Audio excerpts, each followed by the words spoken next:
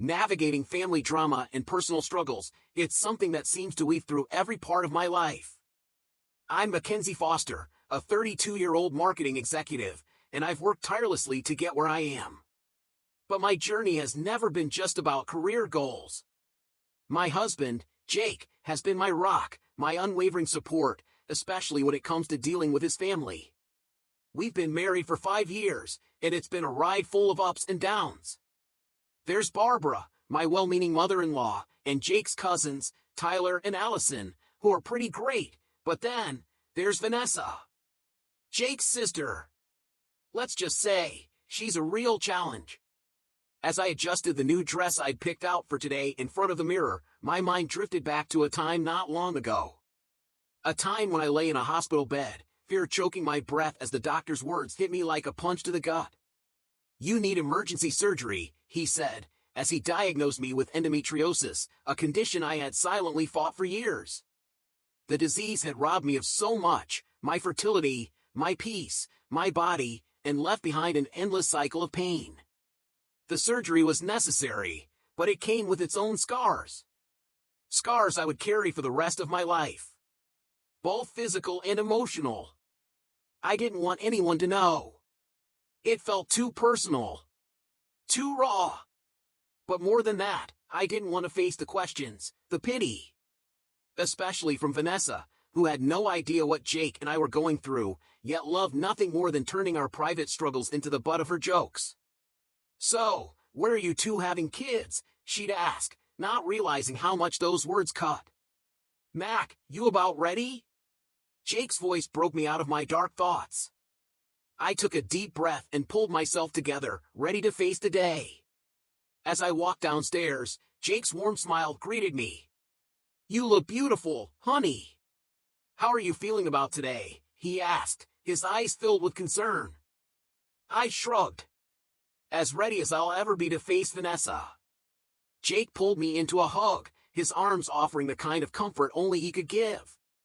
"Remember, I've got your back, okay? No one needs to know about the surgery if you're not ready. We do this together." The annual family reunion was more than just a tradition. It was a legacy, held at the lake house that had been in the family for generations. It was meant to be a time of reconnection. But recently, stepping into that house felt like walking into a minefield. On our drive there, Jake and I talked about the reunions of the past, trying to keep things light. "Remember when Vanessa spilled red wine all over my white dress last year?" I asked, a small smile tugging at the corners of my lips. Jake let out a sigh. "Yes. And don't forget how she announced your job situation before you had a chance to explain the company downsizing. She really knows how to make me feel small." My hand instinctively drifted to my abdomen, where the scars were hidden beneath layers of fabric. "Tell me about it," I muttered, but Jake's hand found mine and squeezed it reassuringly. "Not this year," he promised. As we arrived at the lake house, Barbara greeted us with open arms. "Mackenzie, sweetie, you look wonderful. Come on in." I stepped inside, my eyes immediately locking with Vanessa's. Her smirk was enough to make my stomach drop. "Well, look who's here," she said, her voice dripping with sarcasm. She sauntered over, taking in my appearance as if it were something to be judged. "Mackenzie, dear, how have you been? Any news to share?" Her gaze flickered to my midsection, and I felt my stomach tighten. Before I could answer, Jake stepped in, his arm protectively wrapping around my waist. "We're doing great, Vanessa. How about you?" Vanessa raised an eyebrow, her lips curling into a smug smile. "Oh, just peachy. Always curious to see what's new with you two. No little ones on the way yet?" Just then, her husband, Derek, joined her, looking as uncomfortable as ever. "Hey, guys. Good to see you." Vanessa didn't seem to notice his discomfort. "Vanessa, honey, why don't we go help your mom in the kitchen?" Derek suggested, eager to avoid the tension that was building. As they walked away, I let out a quiet exhale, relieved. "Thanks for that," I whispered to Jake, feeling a weight lift just a little. He kissed my forehead. Always. Now, let's go say hi to Tyler and Allison before Vanessa finds something else to comment on. Little did I know, this reunion would quickly turn into something far more eventful than I could have ever imagined. The sun was high in the sky when I stepped onto the back porch of the lake house, taking in the scene. Family members scattered across the lawn, some playing horseshoes, others chatting by the grill. My stomach fluttered with a mix of anticipation and anxiety. "Hey, Mackenzie! Come join us!" Tyler called, waving from the volleyball net he was setting up. Grateful for the distraction, I smiled and walked over. "Sure, just don't expect any Olympic-level moves from me," I joked, joining the game. But even as I focused on the ball, I could feel Vanessa's gaze boring into me from the corner of my eye. I tried to ignore it, pushing it down, focusing on the laughter of my teammates. But it lingered. After a while, Barbara called out, "All right, everyone, time for the family photo." We all gathered near the lake, jockeying for position. I ended up near the front, Jake's arm comfortably around my waist. Just as the photographer was about to snap the picture, I felt a sharp tug on my dress. "Oh, Mackenzie, your dress is all wrinkled." "Let me fix that for you," Vanessa said, her voice syrupy sweet. Before I could even react, she yanked hard on the fabric. There was a loud, heart-stopping rip, and in an instant, the cool air rushed over my skin. I froze, looking down in shock as my dress tore open, exposing the scars from my surgery. A gasp echoed through the crowd, the silence heavy with disbelief. "Oh my God," someone whispered. Jake moved quickly, his jacket coming around me, shielding me from the sudden exposure. "What the hell, Vanessa?" he growled, his anger barely contained. Vanessa's laughter cut through the stillness. "Oops. Guess I don't know my own strength. Sorry about that, Mackenzie. I couldn't look at anyone. I couldn't breathe." Tears stung my eyes as I turned and ran, my heart pounding in my chest. I didn't stop until I was safely inside, locking myself in a bedroom, sliding down the door as sobs racked my body. A few moments later, there was a soft knock on the door. "It's me, Jake. Can I come in?" he asked. I hesitated, then unlocked the door, and Jake slipped in, pulling me into his arms. "I'm so sorry, babe," he whispered, holding me tight. "I can't believe she did that." "Everyone saw, Jake," I whispered, my face buried in his chest. "They all know now." "It's okay," he said, his voice soothing. "You have nothing to be ashamed of." We sat there in silence, him stroking my hair until we heard voices in the hallway. "Vanessa, how could you do such a thing?" Barbara's voice was thick with disappointment. "Oh, come on, Mom. It was just a joke." How was I supposed to know she was hiding some big secret under there? Maybe if she wasn't so uptight all the time. I felt Jake tense beside me. "I should go out there," he said, his voice low and dangerous. I grabbed his arm. "No, don't. It'll only make things worse." He sighed, pulling me closer. "You're right. But we can't let her get away with this." Determination flickered in his eyes as the door closed behind us. I could feel it rising inside me. The anger, the frustration, the sheer exhaustion of constantly being walked on. "I'm done," I thought. "This ends now." This wasn't just about standing up to Vanessa anymore, it was about reclaiming my dignity, about shedding the layers of fear and shame I'd let her instill in me for far too long. No more hiding. No more apologizing for who I was or what I'd been through. It was time to face the world, scars and all. In the days that followed the reunion, I barely left the house. The weight of humiliation clung to me, a relentless shadow that followed every step. Jake tried his best to comfort me, but nothing could erase the sting of that moment. The laughter, the eyes that had seen it all.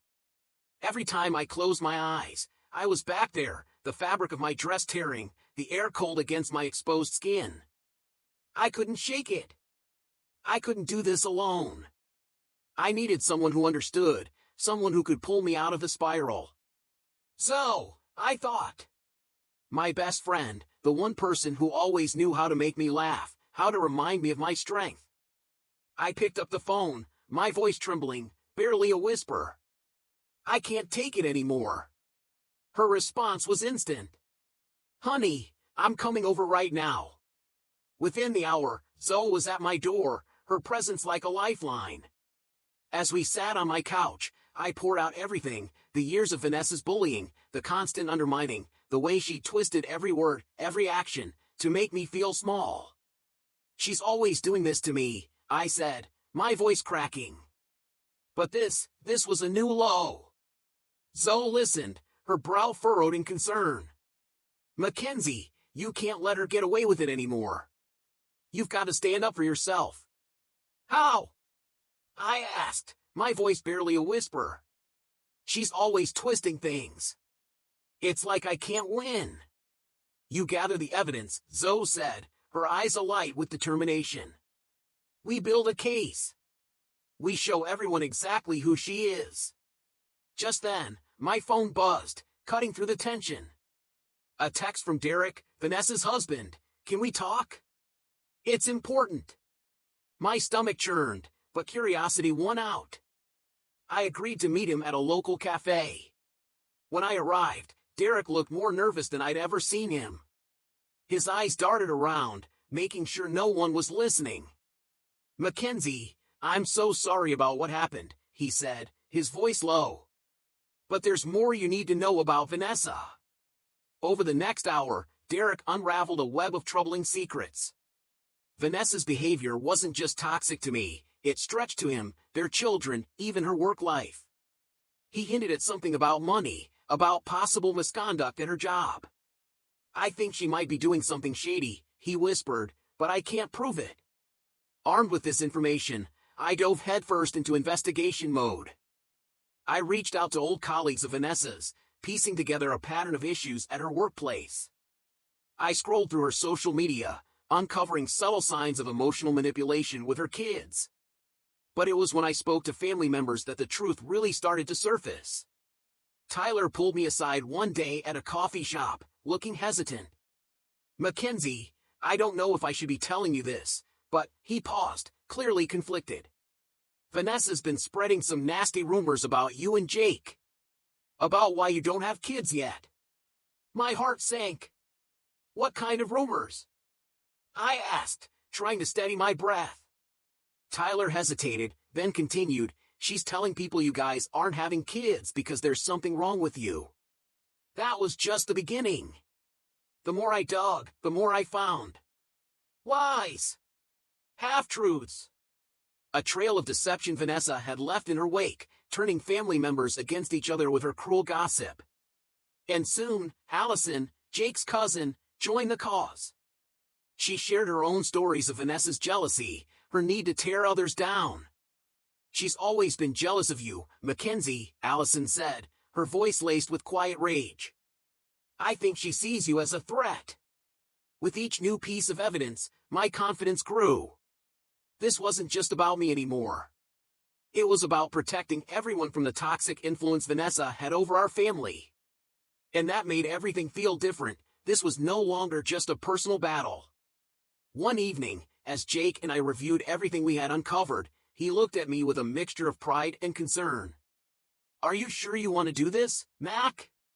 Once we confront her, there's no going back.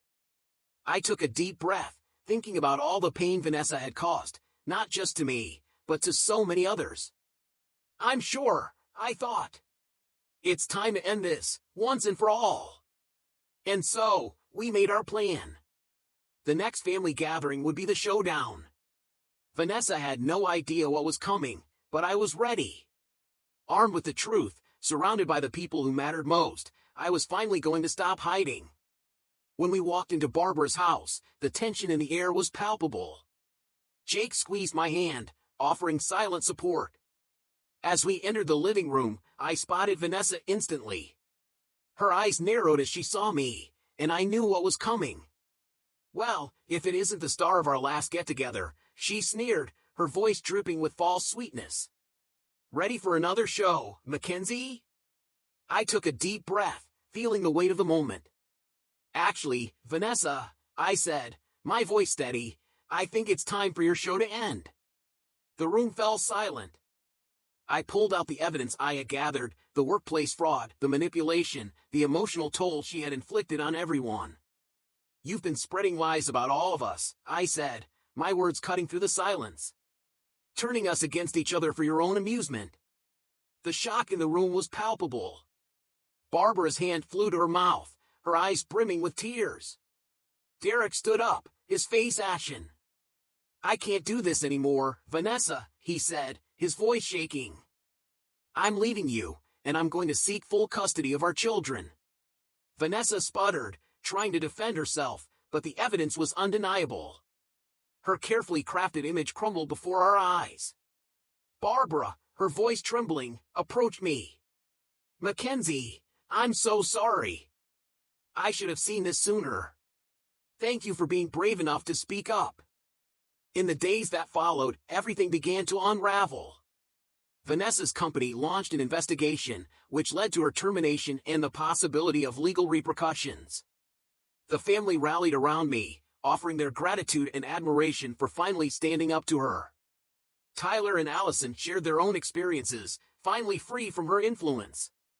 Months later, I stood in my office, gazing out at the city skyline. My career was thriving, and Jake and I were even starting to talk about adoption. No longer held back by the fear of Vanessa's judgment, I felt like I could finally breathe. Vanessa, meanwhile, was jobless, divorced, and estranged from the family. While I didn't rejoice in her misfortune, I couldn't deny the relief I felt knowing she could no longer hurt us. As I reflected on the journey, I realized how much stronger I had become. The scars that had once made me feel ashamed now served as a reminder of my resilience. I had overcome more than just my health challenges. I had triumphed over the toxic influence that had plagued my life for so long. With a smile, I turned back to my desk, ready to face whatever came next. I was no longer hiding. No longer shrinking. I was standing tall, scars and all, free to be my true self. Have you ever confronted a toxic family member? How did it change your relationships? Share your experiences in the comments below. And if you enjoyed this story of standing up to manipulation, please like and subscribe for more empowering content.